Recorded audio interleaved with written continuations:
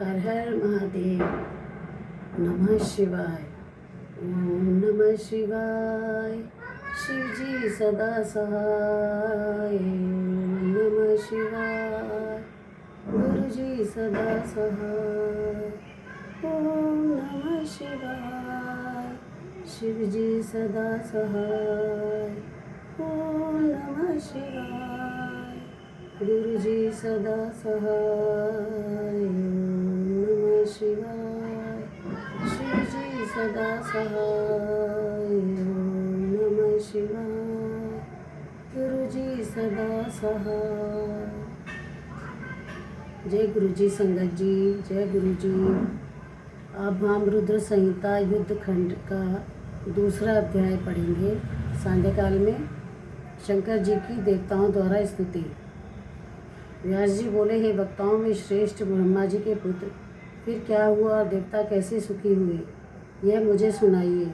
ब्रह्मा जी बोले, बुद्धिमान व्यास के इस वचन को सुनकर शिव जी के चरण कमलों का ध्यान कर सनत कुमार जी ने कहा, तब इस प्रकार त्रिपुरों के तेज से दग्ध हो इंद्रादि देवता दुखित हो ब्रह्मा जी के पास गए। अपना सब कष्ट कहा, उसके वध की प्रार्थना की। ब्रह्मा जी ने उन्हें संतोष देकर शिव जी के पास जाने की आज्ञा दी। तब दुखी होकर देवता शंकर जी के पास गए, नमस्कार कर बड़ी स्तुति की। देवताओं ने कहा, हे हिरण्यगर्भ, हे सर्वव्यापक, आपको नमस्कार है। हे प्राणियों के संहार करता अमित तेजधारी, आपको नमस्कार है। हे सनत कुमार जी। तब सनत कुमार जी कहते हैं, जब अनेक प्रकार त्रिशूलधारी महादेव जी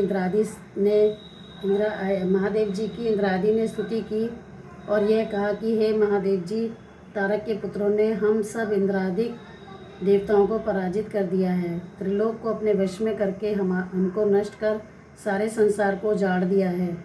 हे शंकर जी, जब तक त्रिपुरों का नाश नहीं होगा तब तक आप शीघ्र ही किसी नीति का विधान कीजिए।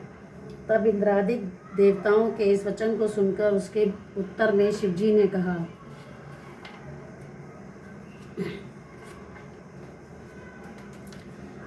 नमः शिवाय। तीसरा अध्याय, भूतों और त्रिपुरों का धर्म। शिव बोले, हे देवताओं, मैं तुम्हारे कष्टों को जान रहा हूँ, परंतु क्या करूँ, त्रिपुरों के स्वामी अभी तक पुण्यात्मा हैं, इस कारण वे अवध्य हैं। तब तक वे मेरे भक्त हैं, मैं उन्हें मार नहीं सकता। तुम सभी धर्मज्ञ हो, धर्म से विचार करो। मेरी सम्मति है कि इसके लिए तुम लोग विष्णु जी के पास जाओ, वे जैसा कहे वैसा करो। तब यह कहकर इंद्रादिक देवताओं ने पहले ब्रह्मा जी से कहा। ब्रह्मा जी अग्रणी बन उन्हें विष्णु जी के पास ले गए। विष्णु जी के पास पहुँच देवताओं को बड़ी प्रसन्नता हुई। उन्होंने अपने दुख का समस्त कारण शीघ्र ही विष्णु भगवान को निवेदन किया। विष्णु जी ने सब बातें सुनकर कहा, यह सत्य है, जहाँ पर सनातन धर्म हो वहाँ दुख नहीं होना चाहिए। सूर्य के दिखने पर अंधकार नहीं रहता। देवताओं ने कहा, तब हम क्या करें, हमारा दुख कैसे दूर होगा, हमारी किस प्रकार स्थिति होगी और हम कैसे सुखी रहेंगे। त्रिपुरों के रहते तो धर्म नहीं रह सकता। जैसे भी हो शीघ्र उनके वध का उपाय कीजिए, अन्यथा सब देवता काल कलवित हो जाएंगे। तब देवताओं की इस प्रार्थना को सुनकर नारायण भगवान ने अपने मन में यह विचार किया कि मैं देवताओं का कार्य कैसे करूं, क्योंकि तारक के पुत्र तो शिव जी के भक्त हैं। समर्थ विष्णु जी ने यज्ञों का स्मरण किया। उनके स्मरण करते ही यज्ञगण वहाँ तत्क्षण उपस्थित हुए। उन्होंने उन पुराण पुरुषोत्तम यज्ञपति विष्णु को नमस्कार कर प्रसन्नता प्राप्त की। तब उन्हें दिखाकर विष्णु जी ने इंद्रादिक से कहा कि हे देवताओं, तीनों जगत की विभूति के लिए यज्ञ करो, यज्ञों से ही त्रिपुरों का विनाश होगा। सनत कुमार जी कहते हैं, अच्युत भगवान के यह वचन सुनकर उन्हें प्रेम से प्रणाम कर देवगण उन यज्ञेश का स्तवन करने लगे। सविधि चयन कर यज्ञ का विधान किया। फिर तो उस कुंड से एक महान शरीर वाला शूल शक्तिधारी हजारों भूतों का समुदाय निकल पड़ा। तब अनेक प्रहरों से युक्त नाना वेशधारी कालाग्नि रुद्र के समान तथा काल सूर्य के समान प्रकट हुए।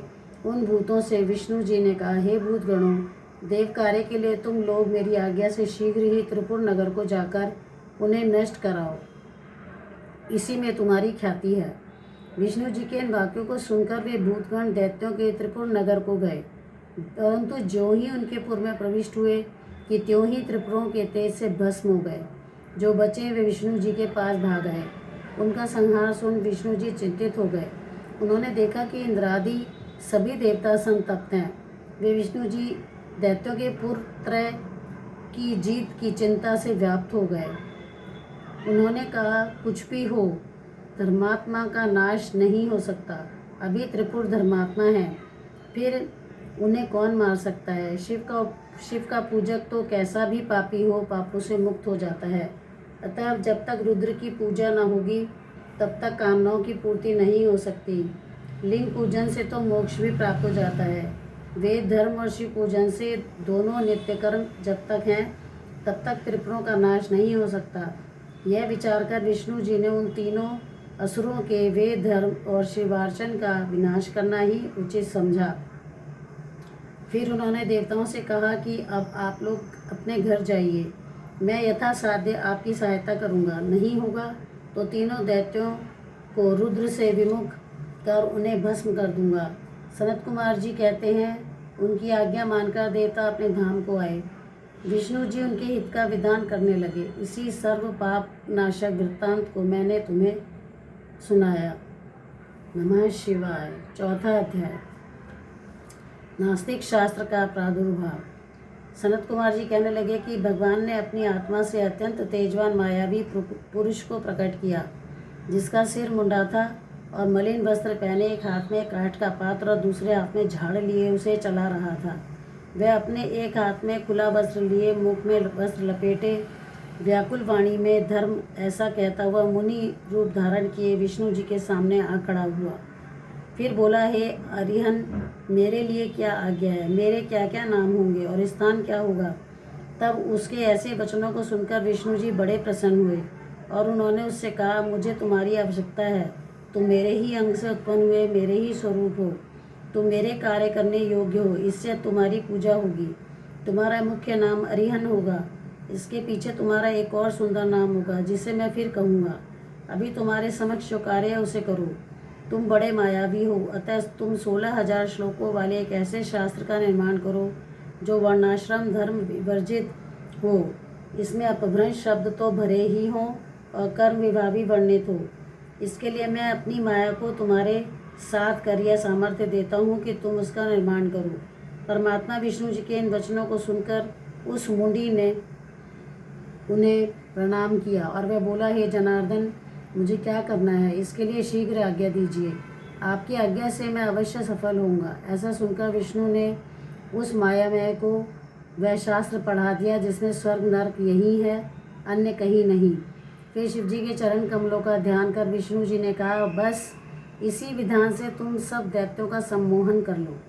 तुम उनके पास जाकर यही शास्त्र पढ़ाओ, तुम्हें कोई दोष न लगेगा।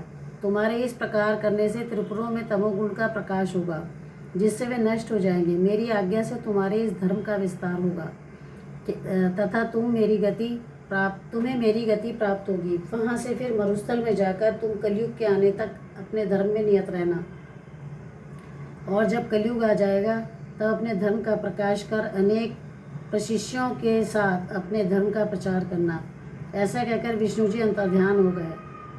तथा मुंडी ने भगवान की आज्ञा से अपने बहुत से शिष्य बनाए और उनको वही माया में अपना शास्त्र पढ़ाया। अब उसके 4 शिष्य हो गए। भगवान ने उनसे भी वही कहा जो पहले वाले से कहा था। शिवाज्ञा से वे भी अपने गुरु के समान ही मलिन वस्त्र धारण कर अल्पभाषी बन उसका लाभ रूप तत्व लेने लगे। उन चारों ने पाखंड धर्म अपनाया, हाथ में पात्र ले, नाक पर कपड़ा लपेटे इधर उधर विचरने लगे। उन्होंने अपने हाथ में छोटे वस्त्रों से बनी हुई बुहारी को लिया और जीव हिंसा के भय से धीरे धीरे पैर रखकर चलना आरंभ किया। भगवान ने पकड़कर उन्हें उनके गुरु के हवाले किया। फिर पहले वाले का आदि रूप नाम रखा तथा उन चारों का कृषि, पति, कीर्य और उपाध्याय नामकरण कर दिया। फिर यह भी कह दिया कि अब से तुम सर्वदा मेरा अरिहन नामक शुभ और शत्रुनाशक नाम ध्यान में रखना। सनत कुमार जी बोले। उसके पश्चात उस मायावी ने प्रणाम कर शिष्यों सहित शीघ्र ही त्रिपुर नगर को प्रस्थान किया। वहाँ जाकर उसने शीघ्र ही अपनी कृषि माया फैला दी और बालक को मोहित कर लिया।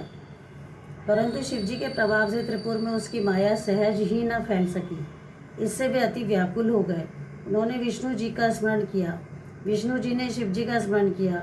फिर उनकी आज्ञा पा उन्होंने नारद जी को स्मरण किया। नारद जी आ उपस्थित हुए।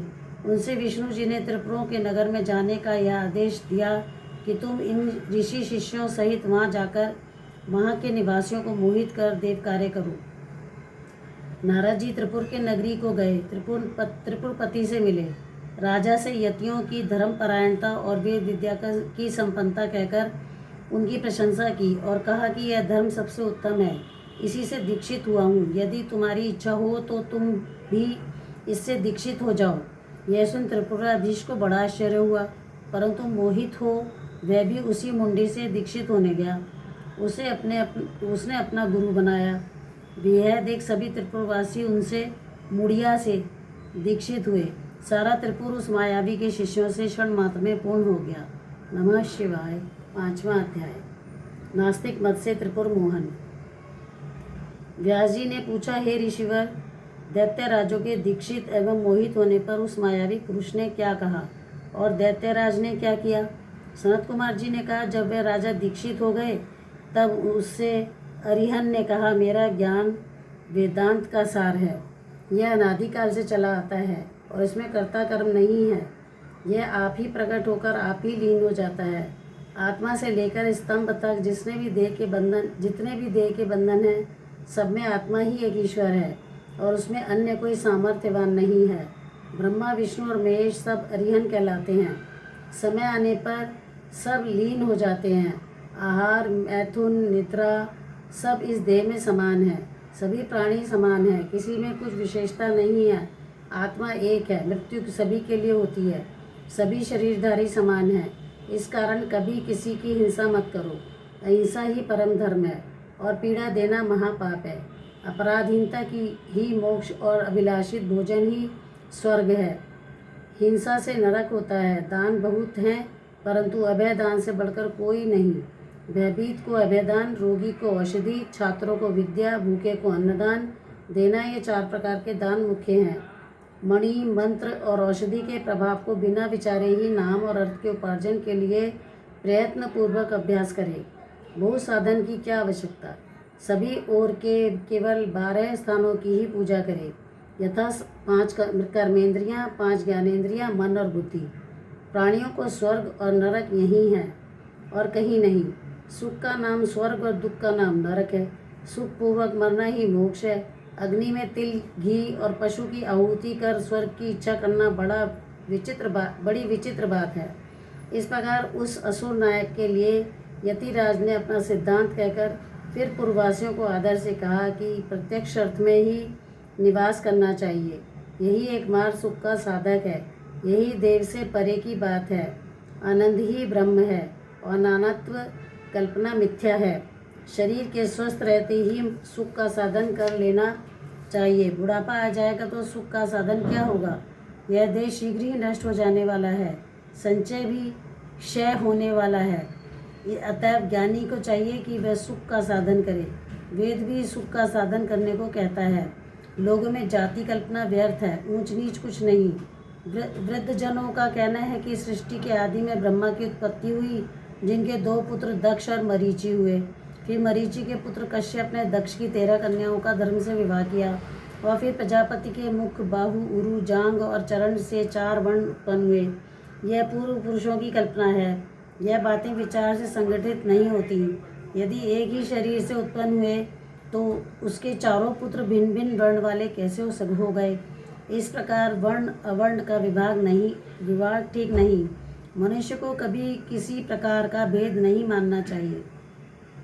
सनत कुमार जी ने कहा, इस प्रकार उस यति ने पूर्ववासी राजा से भाषण कर वेद मार्ग को नष्ट किया और पतिव्रताओं के व्रत का तथा पुरुषों के जितेंद्रिय व्रत का भी खंडन किया। फिर धर्म, यज्ञ, तीर्थ और श्राद्धादि देवताओं के धर्मशास्त्र का खंडन करते हुए उसने विशेषकर शिवजी की पूजा का भी खंडन किया तथा इसी प्रकार उसने विष्णु, सूर्य और गणेश आदि की पूजा को भी निषेध कहा। उसने अपने यहाँ के सब वेद धर्म दूर कर दिए तथा वहाँ की संपूर्ण स्त्रियाँ मोहित हो यही यति धर्म के आश्रित हो गई। अंतःपुर की स्त्रियां, राजकुमार, पुरवासी और पुर की सभी स्त्रियां इस प्रकार विमोहित हो गईं। त्रिपुरवासी सभी अपने धर्म से परामुख हो गए और अधर्म फैल गया। फिर तो भगवान विष्णु की माया से अलक्ष्मी ने त्रिपुरों के घर में अपना वास बनाया और लक्ष्मी उन्हें त्याग कर चली गई। विष्णु जी द्वारा निर्मित उस बुद्धि को देखकर नारद जी कृतार्थ हो गए। दैत्यराज की बुद्धि कुंठित हो गई। शिवजी की इच्छा से राक्षस मैं अपने भाइयों सहित सामर्थ्यहीन हो गया। नमः शिवाय। 6वां अध्याय। त्रिपुर वध की कथा। व्यास जी ने सनत कुमार जी से पूछा, अब दैत्यराज मोहित हो गया तब क्या हुआ? अब वह सब चरित्र आप मुझे सुनाइए। सनत कुमार जी कहने लगे, जब इस प्रकार उसके कहने पर दैत्यराज ने शिवार्चन त्याग दिया और सारा स्त्री धर्म नष्ट हो गया, लोग दुराचारी हो गए, तब भगवान विष्णु ने कैलाश पर जाकर परमात्मा परमेश्वर को नमस्कार किया और स्तुति की। तब तक ब्रह्मा जी और देवराज इंद्रिय देवताओं के साथ वहां आ पहुँचे। उन सब ने भी आदि पुरुष शंकर की आराधना की। तब उनके जब से प्रसन्न हुए भगवान शंकर वृषभ पर आरूढ़ हो उनके सामने और नंदी को अपने हाथ से स्पर्श करते हुए देवताओं से बोले, मैं दैत्यों का अधर्म जान गया हूँ, इससे अब त्रिपुरों का विनाश कर दूंगा। परंतु अभी वे मन से मेरे दृढ़ भक्त हैं। उन्होंने माया से मोहित होकर उत्तम धर्म का त्याग किया है। इस कारण उनमें जिन्होंने तो संपूर्णतः त्याग दिया है, उनका वध तो मैं करूँगा और अन्यों को विष्णु जी मारेंगे। यह सुन विष्णु जी उदास हो गए। तब उन्हें उदास हुआ देखकर ब्रह्मा जी शिव जी से हाथ जोड़कर बोले कि हे भगवान, आप जैसे श्रेष्ठ योगी को तो कोई पाप स्पर्श ही नहीं कर सकते, फिर आप सभी को क्यों नहीं मारते हैं? त्रिपुरों ने अब सर्वथा ही आपकी पूजा त्याग दी है। हम और विष्णु आदि सभी आपकी प्रजा हैं। इस कारण आप सर्वतोभाव से हमारी रक्षा कीजिए।